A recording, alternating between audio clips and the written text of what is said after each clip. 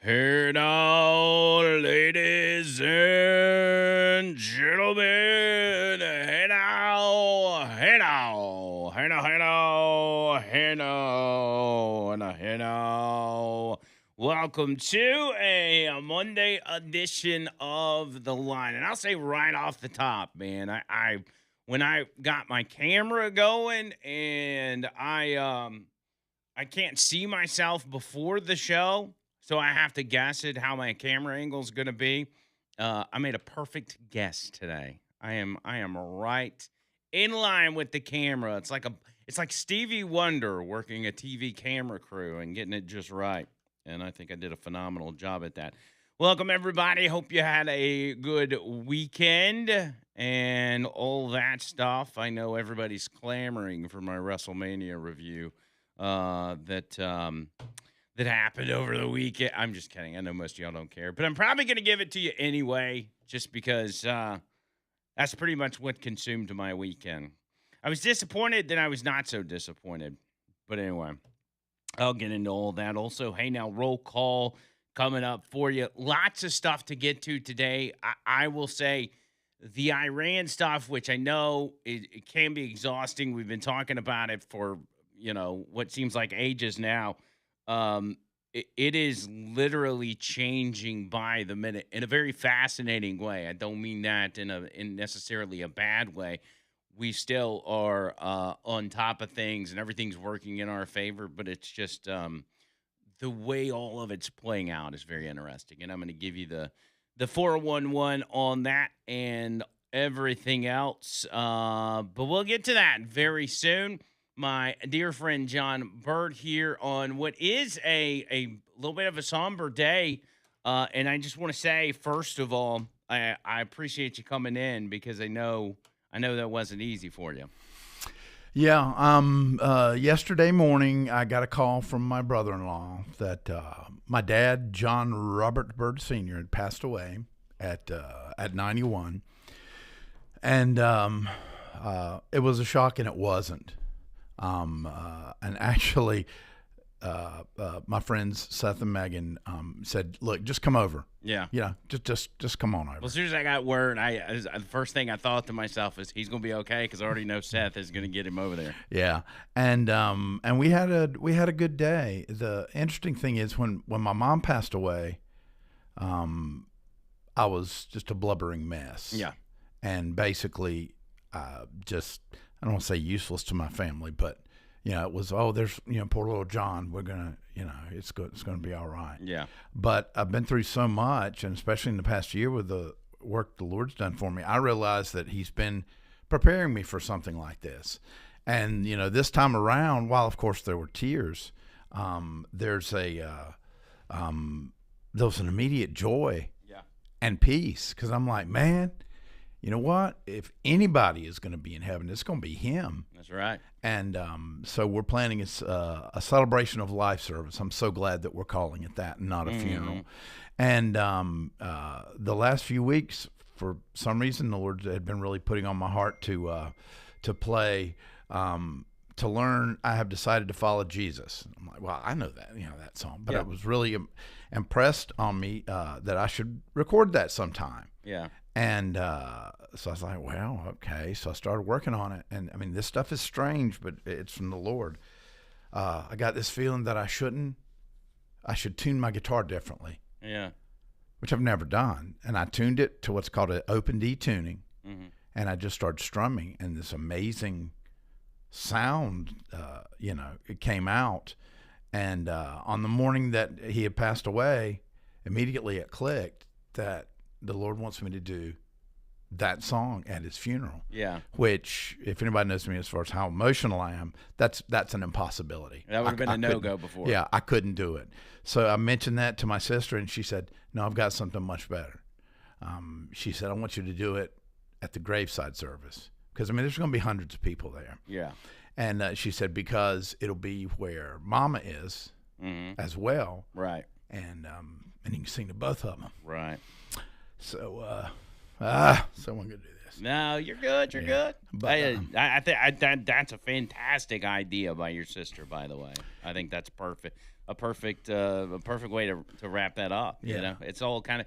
And I will say, Trish and I had discussions yesterday as we were thinking about you all day, and you talking about what's just happened over the past year, and that preparing you for yesterday, and how all of it was seemingly, just a real crappy situation that ended up building you, because you're the same fun-loving John Bird that you were a year and a half ago, but you're also such a different person on the inside, and able to handle things, and I think a lot of it, like you said, led up to yesterday, and being able to understand what the big picture is here. Yeah, and I'm going to be leaving in the morning, and I'm actually looking forward to being able to participate and help plan. Yeah. Because like I said, with my mom, I was just like so devastated, and I wasn't in the place that I am now. I wasn't where I needed to be, with the Lord. Right. So, I'm just able to see the positives. Now, at the same time, I look at it as, what is it? Like the new pressure cookers are called.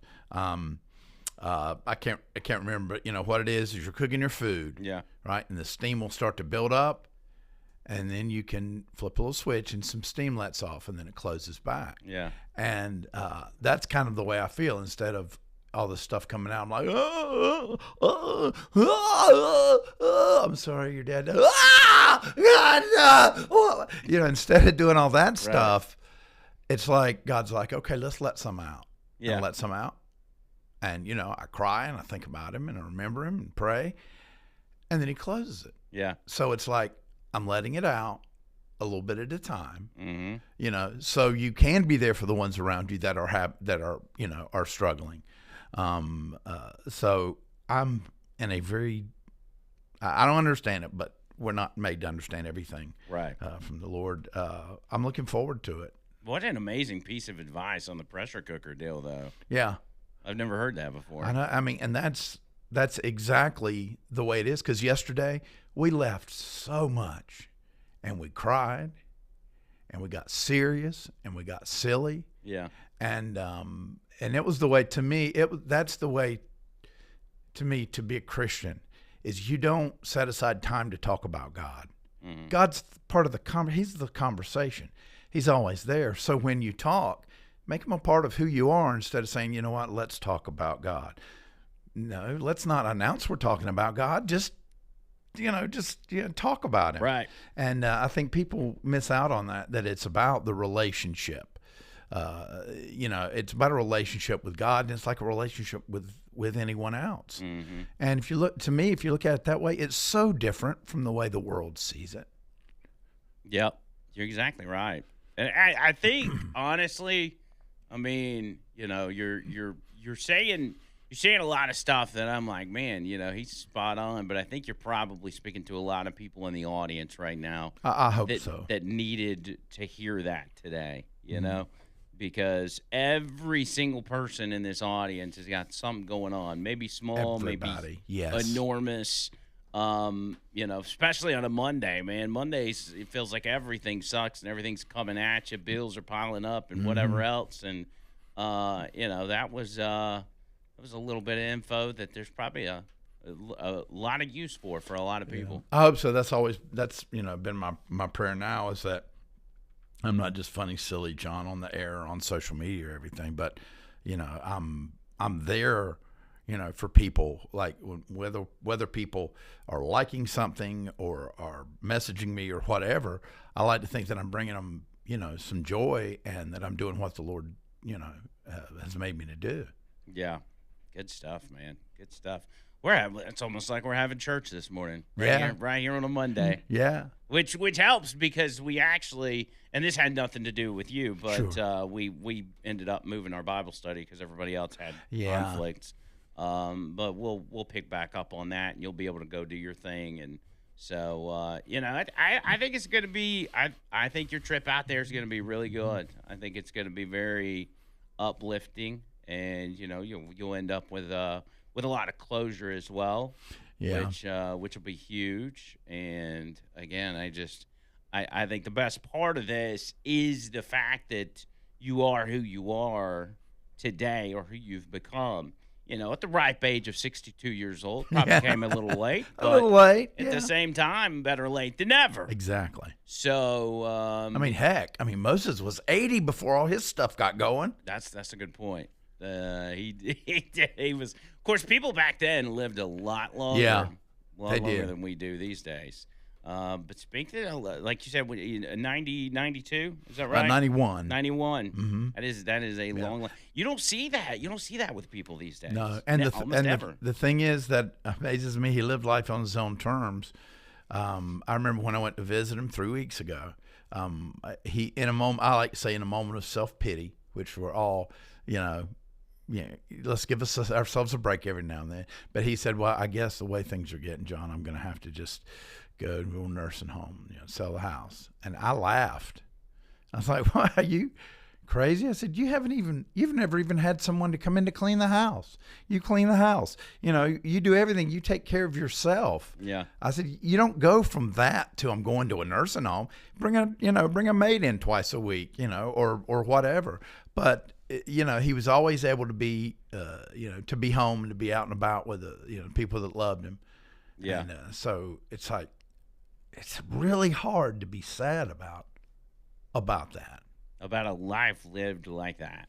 Yeah. To the very end, he had control of all of it, because it's not the case for everybody. No. And, And a lot of people are afraid of that. But, yeah, let the Lord take care of that. absolutely. Good stuff, man. I mean, on like I said, a somber day. What a great message. Yeah, man. but let's make it a day of celebration. That's the way I look at it. That's right. Celebration of life. That's what we call it. Mm-hmm. We'll go ahead. I will say I did mention that the Hey Now roll call, but I didn't anticipate the condolences that would come in on the text line, so that's all screwed up. So we'll just figure out the song. If you want to pick it or just throw a random song out there, we'll just do that for the first song, and I'll pick back up on the Hey Now roll call tomorrow. How's that sound to everybody? You like that? Okay. All right, 205-545-9950. If you want to text in, make it happen that way. We'll kick it off on the other side. Y'all hang tight.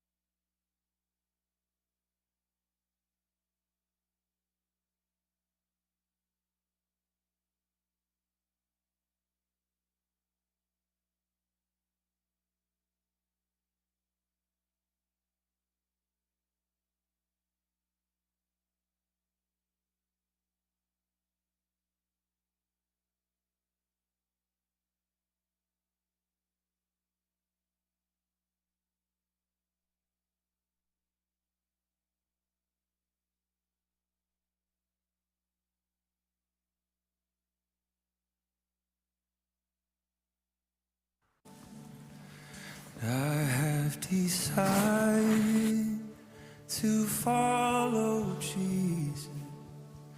I have decided to follow Jesus. I have decided to follow Jesus. No turning back, no turning back. So I have decided to follow Jesus. I have decided to follow Jesus.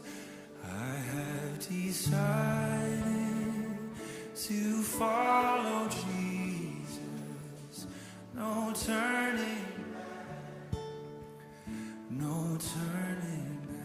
The cross before, the cross before. Good stuff, man. Good stuff. Welcome to the show, everybody. As we're here on this this Monday again, we're considering this Monday a celebration of life, and just to go ahead and kick off the news. I guess this is considered news. One thing I saw over the weekend was some of the pictures from the Artemis 2 crew. And I think this all kind of Wow. ties back in Yes. together as to how big the universe actually is. I mean, it's, you're talking about things that we can't understand or things that we're just not meant to understand. It almost feels like the universe is that way. Like, even with the tremendous amount of money and effort and research that we put into exploring space, which we're all for. We all are for, like, whatever our abilities are to research and learn and whatever. Like, we're for that.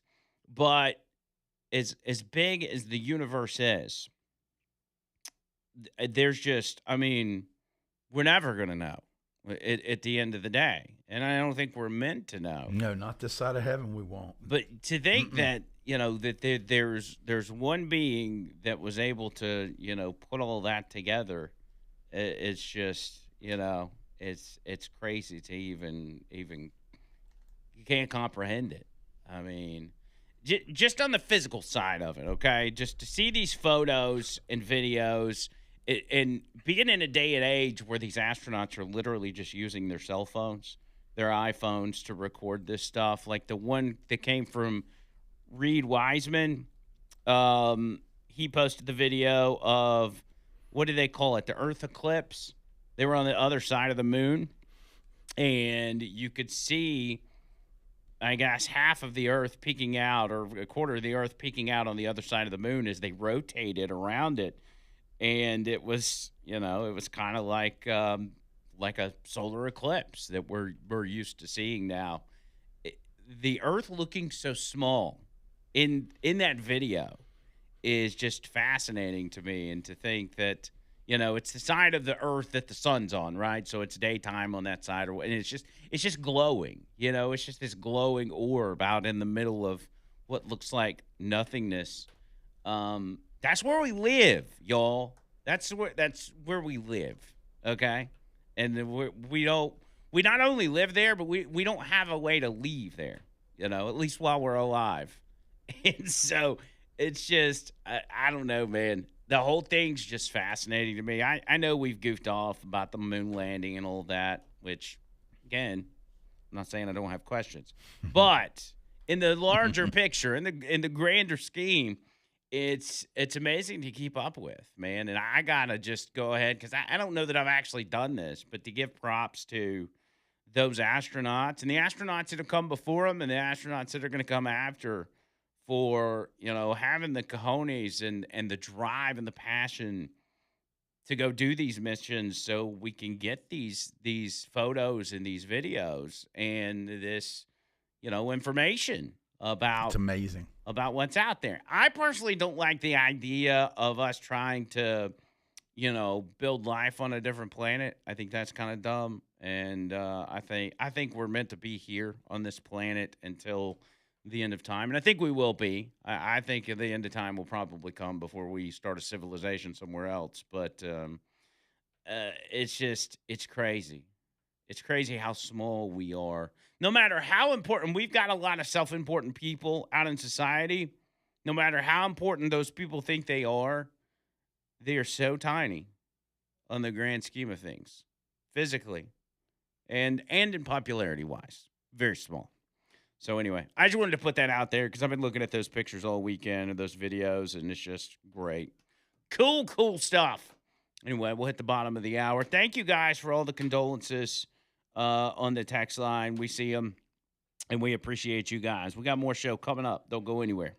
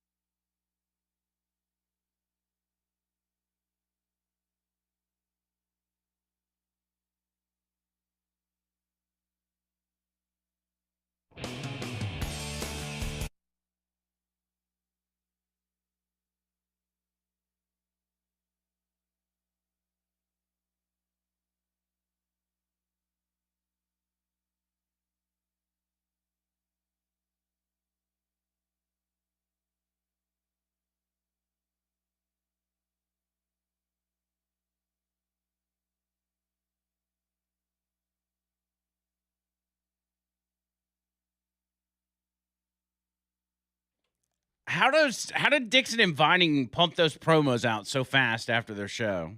They just immediately go in the other room. Is it They and sorcery? Steve.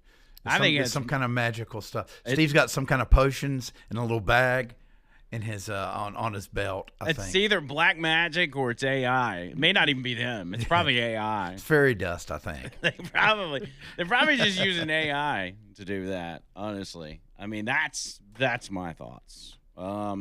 Real quick, I'll make this brief just because I got to get it off my chest. WrestleMania. Actually, John Bird spent Saturday night. That was fun. With me watching WrestleMania. Man, it was so much fun. We actually live streamed a little bit of it, but because we were hanging out, we really, we paid attention to some of it, but we were also hanging out with the chat and everything else.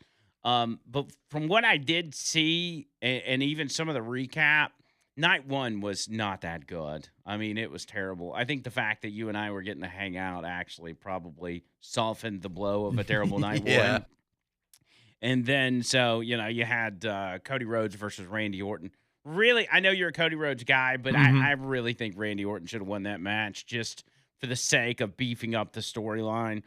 Because with Cody Rhodes being the champion, you're just kind of going into the next year of the same old. Because what that does is, you've got a storyline that builds up over the course of a year that leads up to WrestleMania, and then that storyline kind of ends, and then you start a new one. Well, you're kind of just blurring the lines there if you're just, going in with Cody and then coming out with Cody. Anyway, I'm not going to get into the ins and outs of it. Stop whining. But the night, Cody's king. The night 2 was much better. Really? Because, well, I was already complaining about night 1 from the beginning, or night 2 from the beginning, because the first match they put up was that Brock Lesnar versus the Obafemi guy, the one that DJ was talking to us about, the guy that did the shot put from Alabama.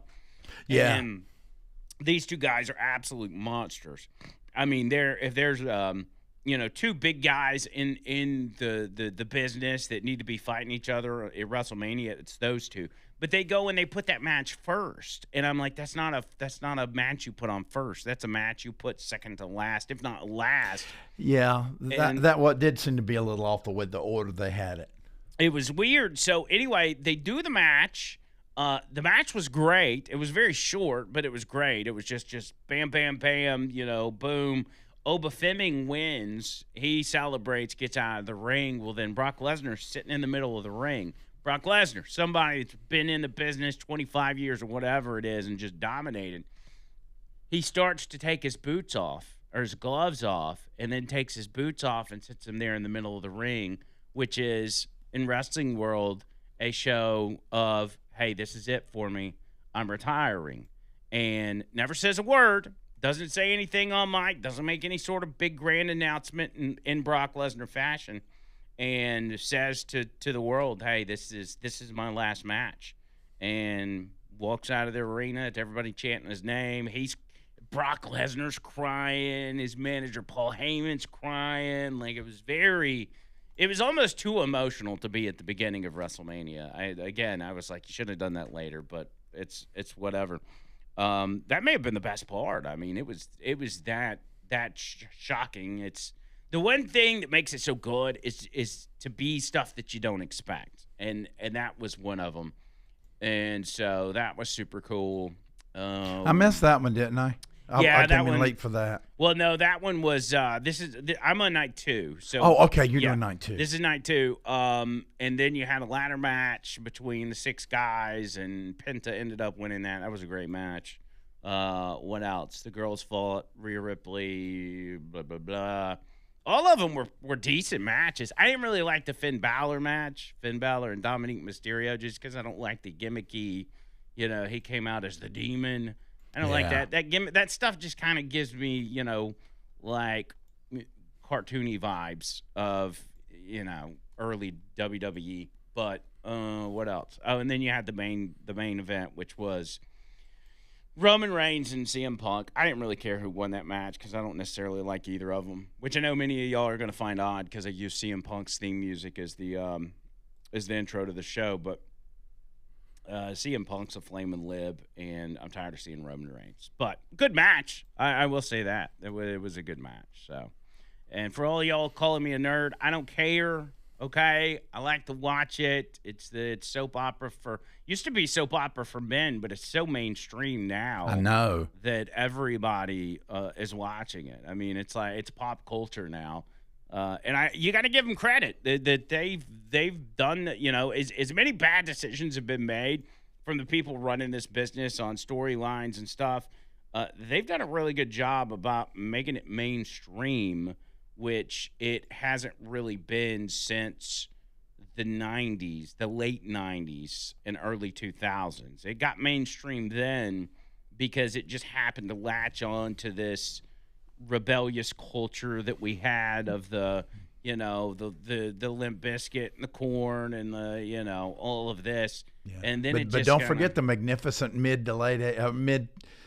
80s to early 90s. That was huge as well. Yeah, that was it. It's kind of like it's just had these big moments and then drop offs. Yes, exactly. So hills and valleys. 80s, early 90s, Hogan, Andre, and then it drops off in the mid 90s.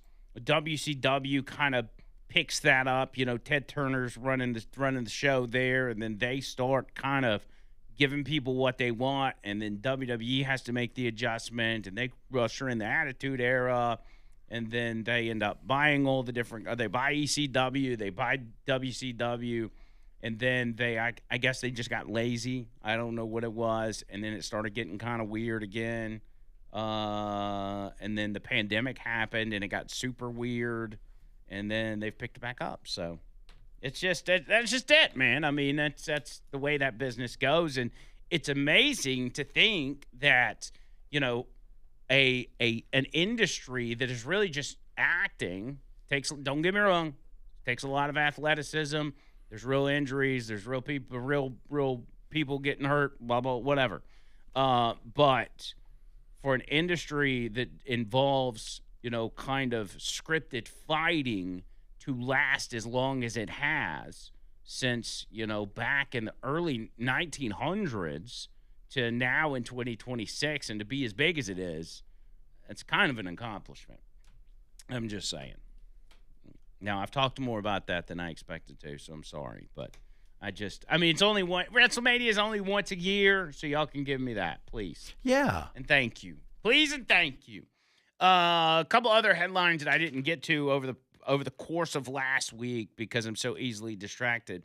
The shooting that almost happened, I guess it technically was a shooting at that Oklahoma high school. You've already seen the video, I'm sure. It was all over the place there for a minute. A gunman who had been, researching Columbine and looking to commit his own school shooting, bust up into this Oklahoma high school with a firearm. And really, I think as soon as he gets in, he tries to fire at a couple students, and I think his gun jammed twice. As soon as he gets in there and gets ready to start firing, the principal, the high school principal, whose name is Curtin Moore, sees him from down the hallway and immediately makes a beeline to this gunman, tackling him and stopping the school shooting. In the process, the principal, I think, gets shot in the leg and everything else. But a miraculous, heroic action by this principal that saved who knows how many kids' lives, as we've seen this kind of tragedy happen over and over in this country.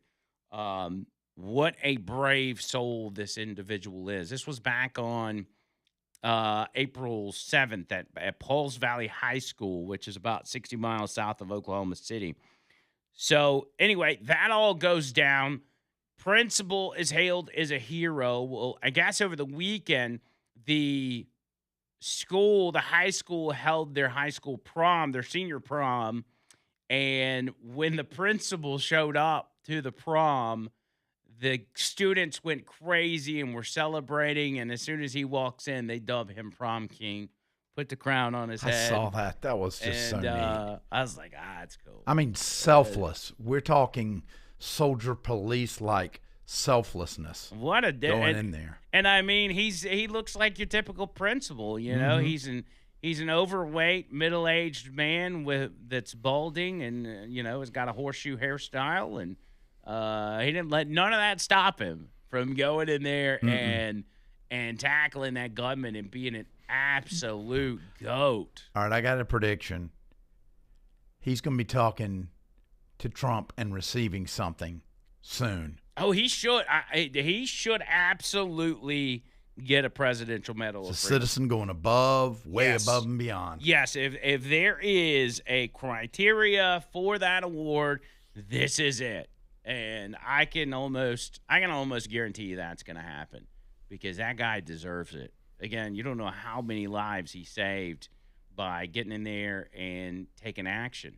Because how many kids get killed in the lead up to police finally arriving?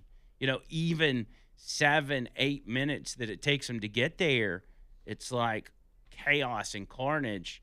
Thank God for that principle. And in retrospect, I think about different shootings that have happened. Uvalde, if we would have only had, somebody like that on campus, especially considering the lack of what Uvalde police did on that day, and other instances, Parkland, some of the real bad ones.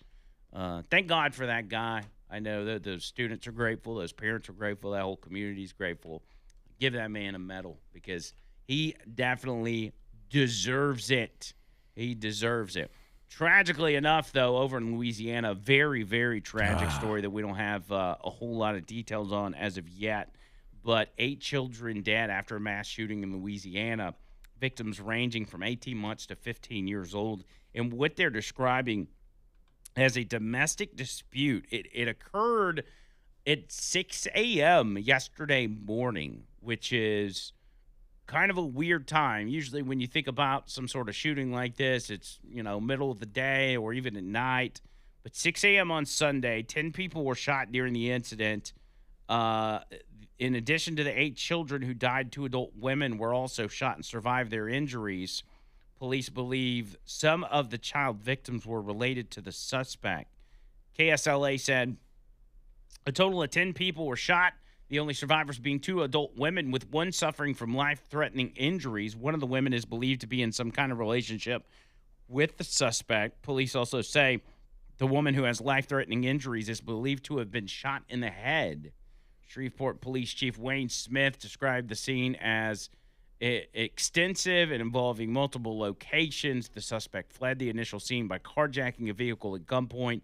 Officers pursued the suspect into neighboring Bossier City, where he was fatally shot by law enforcement. No officers were injured during the pursuit or in the shooting. The overall investigation remains active in the normal police talk that they give us. But just thinking about how the layout of this is, they say it's an investigation with a crime scene across multiple locations. So when you think about the victims, you're not thinking about 10 kids in one spot. This apparently spanned over multiple homes or multiple areas. But I have to imagine it involved homes because it's 6 a.m. Yes. And most people are at home at 6 a.m. and not even awake yet. I know I'm not awake at 6 a.m. on Sunday. So it's just tragic story that will be unfolding in the next few days, which we will give you all the information you need on that. But I want to get to Iran when we get back. If you want to get in, 205-545-9950. That's 545-9950. The line talks 99.5.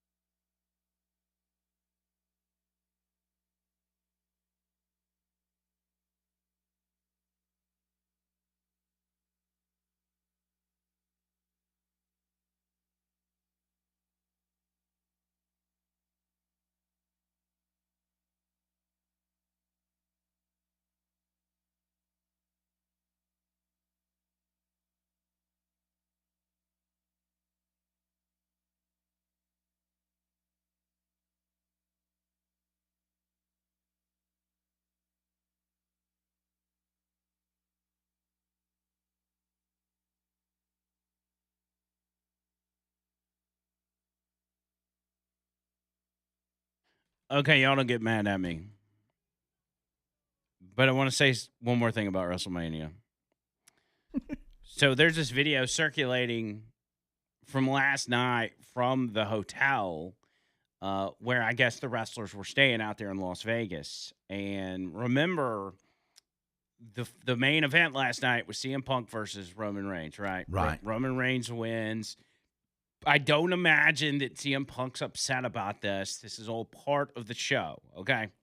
CM Punk knew he was going to lose well before he ever came out there for that match. He was probably grateful to be champion when he was. You know, I don't think he's upset about that. But in the hotel, as I guess the wrestlers are getting ready to leave, because they've got a show tonight. You know, Monday Night Raw is tonight, and they got to be back at work. Which has gotta be crazy when you do the biggest show of the night and the next day you gotta work. You think about football players that, once they play in the Super Bowl, win or lose, they're able to kind of unwind the next day after the Super Bowl. Not these guys. Like they gotta go right back to work. But anyway, they're in the hotel, and of course, it's as we stated, it's become so mainstream that these wrestlers can't just go out in public anymore because they get swarmed. Used to not be like that. I mean, you'd have fans come up and stuff, but they absolutely get swarmed no matter what level of popularity they are. And they're out in the hotel. I think it's CM Punk and his wife, AJ Lee. Well, some guy was standing there. According to the video that's out there, there's some guy out there that's trying to get a picture or something, and then CM Punk walks up to him and swats his phone out of his hand. Yeah, I saw that. And kind of, gets in his face a little bit. And as I tried to look into it because I'm like, there's got to be more to that story. He's not just he's not smacking the phone out of somebody's hand because they're taking a picture. I think what happened was, from what I heard, is that some guy the guy that got the phone swatted was hugging up on AJ Lee, which is Punk's wife, and trying to maybe get a picture, or I don't know if he's being too handsy or what, because they'll stop and take pictures and do whatever. But I think that's what that resulted from. He was like, I think he was trying to take a picture with Punk's wife, and she said no, and he persisted. And just like any man is going to, well, I say any man, I think most manly men are going to defend their wives. He went up and, said, get your stupid little iPhone 17 out of my face, and slammed it on the ground. That's what I would have done, honestly. I also see why they charge, $800 for meet and greets, because some of these people are animals. Yeah, you just don't know who's going to, if you go to give them a bro hug or whatever, are they going to stab you or what? I mean, it's crazy. You just don't know. Well, and people, there's too many people out there that just don't understand boundaries and etiquette, like public etiquette as far close as talkers, all those, man. Ugh. People that wear sandals, it's just some people don't get it. You and sandals. No, I'm just talking about guys that wear sandals. People just don't get it. And so it's like you almost got to weed those people out by saying, yeah, if you want to talk to me for approximately 30 seconds and get my autograph, you got to pay $800, which I legitimately think that's what people were paying. I think that's what it cost, at least at a show like WrestleMania. You got to be friggin' loaded to go to that show, by the way. I didn't even look to see what tickets cost, but they got to be ridiculous. And when you look at, you remember what it looked like from night one, the stadium itself.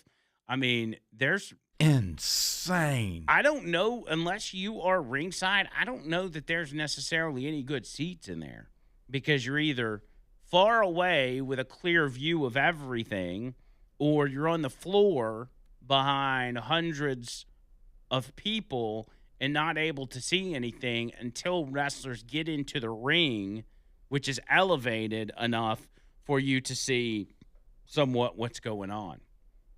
Other than that, you're just kind of standing there behind, staring at the back of somebody's head, waiting for some action. So I don't know. And personally, I don't know that I would go, even if I had free tickets. I mean, I guess if they were free, I'd go. But You got to go if they're free. Content, baby, content. I don't know that I would pay to go because it just, I don't know, man.